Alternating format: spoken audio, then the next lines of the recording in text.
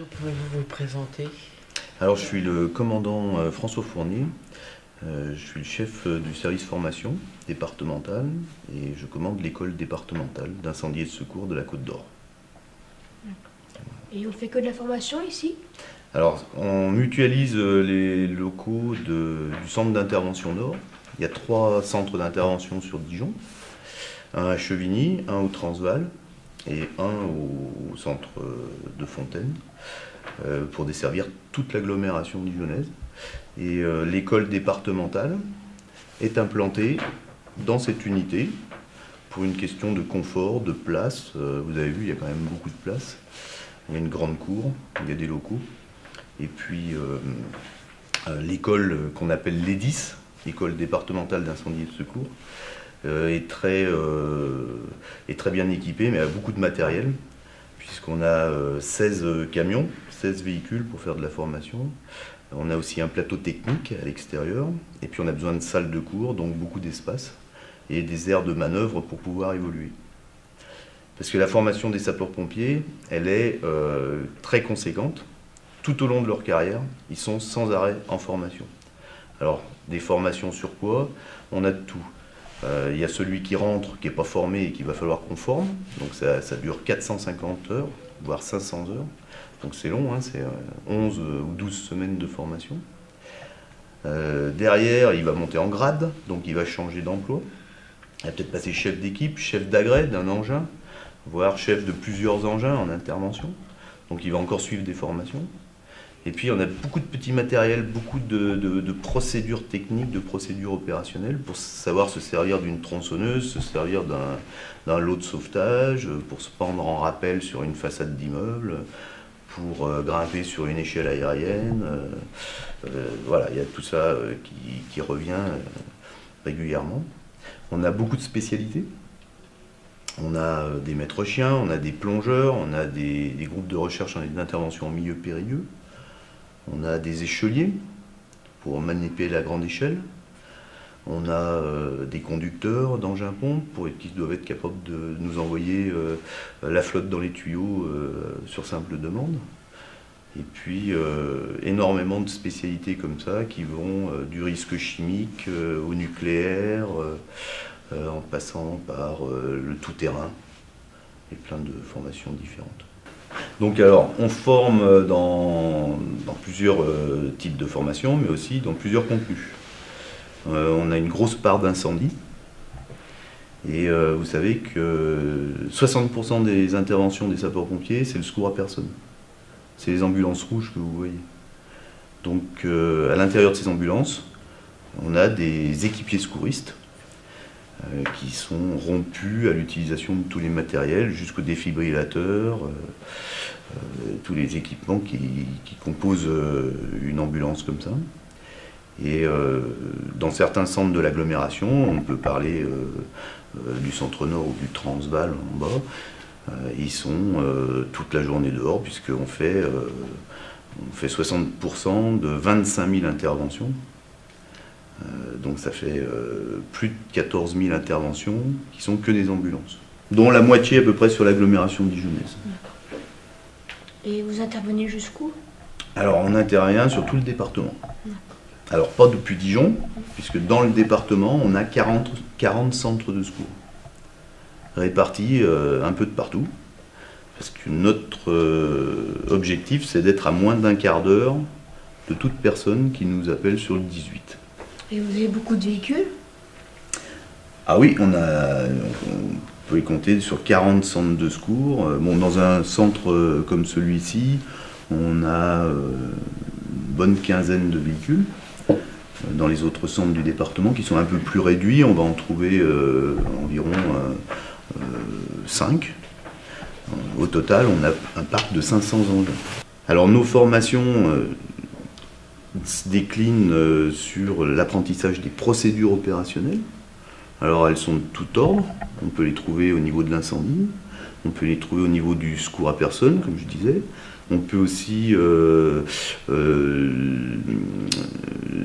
travailler dans des domaines plus spécifiques qui sont les accidents de la route. C'est la découpe des voitures, la désincarcération. À ce titre-là, vous verrez sur le parking, on a des voitures qui ont été découpées par les pompiers en formation, avec des grosses cisailles. C'est ce qui nous permet d'accéder aux victimes qui sont coincées dans les véhicules. Donc ces voitures, on les achète dans les casses, elles sont dépolluées et on les paye entre 70 et 300 € en fonction de la voiture. Donc c'est pas très cher pour une voiture, mais quand on voit ce qu'on en fait, c'est que pour les découper. Et on en passe environ une centaine par an dans tout le département. Donc bon là elles ont été découpées au cours d'exercices, hein, donc on a fait peut-être sur chaque voiture 7 ou 8 exercices différents. À chaque fois le but c'est d'accéder à la personne pour pouvoir la sortir dans les meilleures conditions sans aggraver son traumatisme. Et ça représente à peu près 10 000 journées stagiaires quand on le conjugue au nombre de jours de formation. L'école s'est récemment équipée d'un simulateur incendie. Donc vous verrez sur l'aire de manœuvre, qui est en fait une maison à feu dans laquelle on fait des vrais feux au propane, avec des vraies flammes, avec de la fumée. Et nos personnels sapeurs-pompiers pénètrent à l'intérieur de cet ensemble qui est composé de caissons maritimes, dans lequel on les soumet à de la chaleur, mais aussi à une perte de confinement et d'orientation, de manière à pouvoir jouer leur rôle d'extinction des foyers, de recherche de victimes, mais aussi tout ce qui se greffe autour d'une intervention. C'est-à-dire, dans l'ordre logique, c'est on arrive, on prend des renseignements, on fait une reconnaissance, on cherche des accès, on cherche à couper les fluides, tout ce qui est électricité, gaz, éventuellement fuel. Et puis derrière, on essaye d'avoir un aperçu de quel type de feu il s'agit, qu'est-ce qui brûle, quels sont les risques qu'on va trouver dans le local. Est-ce qu'il y a des bouteilles de gaz qui peuvent exploser? Est-ce qu'il y a des produits inflammables? Et puis derrière, l'intervention se met en place. On va établir un dispositif hydraulique depuis le camion, qui lui s'alimente sur un poteau d'incendie, vous savez, il y en a plein partout dans les villes. Et depuis le camion, on déroule des tuyaux qui vont jusqu'à la lance des pompiers. Et les pompiers, ils travaillent en binôme. Il y a un binôme d'attaque qui rentre pour l'extinction du feu. Et puis il y a un binôme d'alimentation qui, lui, est chargé d'alimenter en eau tout ça, mais aussi d'être prêt à intervenir si jamais le premier binôme est en difficulté dans sa reconnaissance, au milieu de la fumée, dans les sous-sols, dans l'habitation ou dans l'entrepôt ou l'usine dans laquelle on intervient.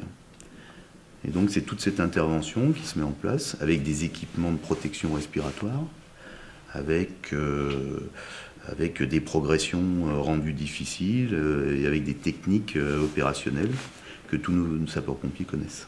Bon alors, est-ce que vous savez où on est ici? Non. Non. On est dans une tour d'instruction et de manœuvre. Donc en fait, on a 6 étages au-dessus de nous. Il n'y a pas d'appartement, c'est tout construit autour d'un escalier. Et il y a des balcons, des fenêtres. Et on s'en sert pour monter les tuyaux en intervention, en simulant qu'il y a un feu au dernier étage, ou en dressant la grande échelle pour aller chercher et faire un sauvetage à un balcon ou à une fenêtre, ou en descendant des gens par les trappes, vous voyez, ou avec des cordes, ou en brancardant dans les escaliers pour pouvoir descendre des personnes dans les brancards. Parce que tout ça, ça s'apprend, et si on ne le fait pas en vrai avant de faire l'intervention, eh ben, on va en baver sur le terrain.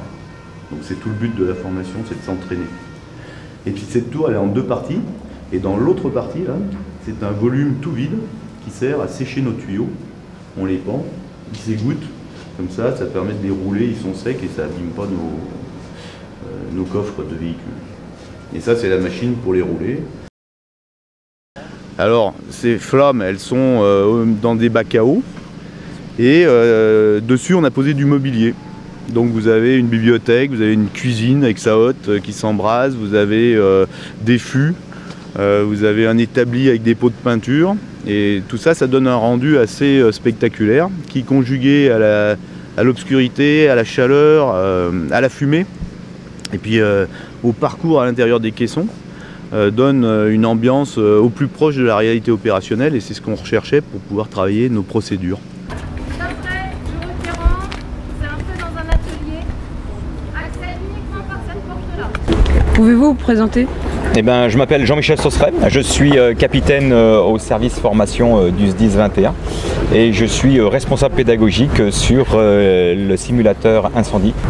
Pouvez-vous nous parler des scénarios?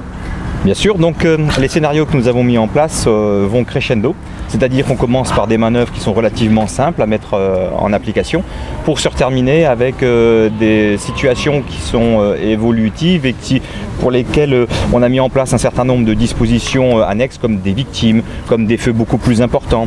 On indique dessus que des sapeurs-pompiers peuvent être aussi blessés et donc les difficultés vont en croissante. L'intérêt d'avoir des casques de différentes couleurs, c'est pour qu'on puisse très rapidement visualiser les gens qui sont évalués, des gens qui sont formateurs. Et donc les gens qui ont des casques de couleur orange sont formateurs et comme ça on voit tout de suite s'il y a quelque chose qui se fait, si c'est un formateur qui a demandé quelque chose de spécifique ou si c'est un stagiaire qui a fait quelque chose qu'on n'attendait pas par exemple. Et ça permet ensuite de le corriger plus facilement. Alors le principe de fonctionnement du simulateur est assez complexe. On a bien évidemment une réserve de gaz qui est assez conséquente et on a à l'intérieur de notre local technique un compresseur d'air. Et en fait c'est le mélange d'air et gaz qui va dans des canalisations jusqu'à un endroit où on a notre point feu et à ce moment-là on a une petite flamme pilote qui se met en marche quand on appuie sur un petit bouton et qui allume l'ensemble air-gaz et c'est ce qui fait donc une flamme qui nous permet d'avoir un feu qui est reconstitué.